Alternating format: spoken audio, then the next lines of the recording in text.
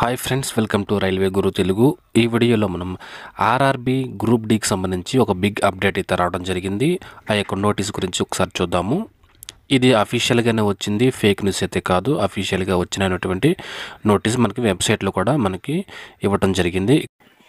ఒక చిన్న request friends, ఒక లైక్ అయితే చేయండి మన వీడియోకి. దీనివల్ల ఏంటంటే ఒక మోటివేషన్ లాగా ఉంటుంది. ఇక్కడ చూస్తే కనుక మనకి సబ్జెక్ట్ వచ్చేసి minimum education qualification for recruitment from open market in level 1 pay matrix 7th CPC. చూసారు కదా, లెవెల్ 1 గ్రూప్ డీకి సంబంధించి మనకి ఎడ్యుకేషన్ క్వాలిఫికేషన్కి సంబంధించి మనకి ఒక మాడిఫికేషన్ అయితే చేశారు. అంతకుముందు మనకి ITI కావాలని చెప్పేసి మనకి ఇవ్వడం జరిగింది. 10th క్లాస్కి సంబంధించి కొన్ని పోస్టులు మాత్రం ఇచ్చారు. రిమైనింగ్ పోస్టులన్నీ కూడా ITI క్వాలిఫికేషన్ ఖచ్చితంగా ఉండాలి అని చెప్పేసి మనకి నోటీస్ అయితే ఇవ్వడం జరిగింది.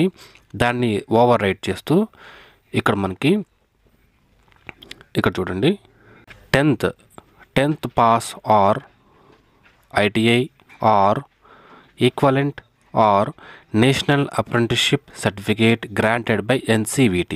చూసారు కదా, మినిమం ఎడ్యుకేషన్ క్వాలిఫికేషన్ అనేది 10th కానీ ITI కానీ ఆర్ ఈక్వలెంట్ కానీ అని చెప్పేసి మనకి ఇవ్వడం జరుగుతుంది. చాలామంది ITI ఇవ్వటం వలన 10th క్లాస్ వాళ్ళకి ఎక్కువ పోస్టులు లేవని చెప్పేసి బాధపడ్డారు. కానీ ఇప్పుడు ఏంటంటే మనకి ఓన్లీ 10th ఉన్నా పర్వాలేదు, ITI ఉన్నా పర్వాలేదు, ఏది ఉన్నా పర్వాలేదు అని చెప్పేసి మనకి ఇవ్వడం జరిగింది. సో మీరు ఇది లాస్ట్ అవకాశంగా మీరు తీసుకోండి. అలాగే ఇక్కడ మనకి ఇంకా రాబోయే నోటిఫికేషన్స్ అన్నీ కూడా మనకి 10th ఆర్ ITI మనకి క్వాలిఫికేషన్ ఇవ్వడం జరిగింది. ఇక్కడ చూడండి, it has been decided by board that minimum education qualification for all future open market recruitment in level 1 post అని చెప్పేసి అన్నారు. అంటే ఫ్యూచర్లో రాబోయే గ్రూప్ డీకి సంబంధించిన ప్రతి నోటిఫికేషన్ కూడా మినిమం ఎడ్యుకేషన్ క్వాలిఫికేషన్ అనేది 10th ఆర్ ITI. అర్థమైంది కదా.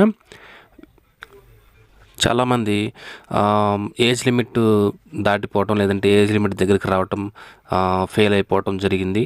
ఇప్పుడు చివరిసారిగా ఎవరైతే రాస్తారో లేదంటే స్టార్టింగ్ రాయబోతున్నారో వాళ్ళందరూ మీ యొక్క ప్రిపరేషన్ కొంచెం బాగా ప్రిపేర్ అవ్వండి.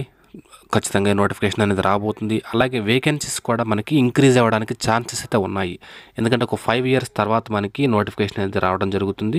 2019లో మనకి నోటిఫికేషన్ అయితే ఇచ్చారు. ఇప్పుడు 2025. సో 5 years తర్వాత వేకెన్సీస్ అన్నీ కూడా మనకి 32,000 అని చెప్పేసి అన్నారు.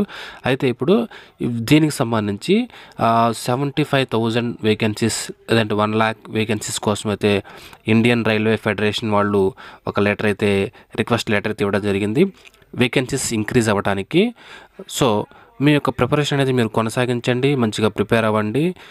ఈ వేకెన్సీ అయితే ఇంక్రీజ్ అవ్వడానికి ఛాన్సెస్ ఉన్నాయి. కాబట్టి మీ యొక్క ప్రిపరేషన్ అనేది మంచిగా చేయండి. All the best. Thank you friends. Doubts ఏమైనా అంటే కామెంట్ రూపంలో తెలియజేయండి. Thank you.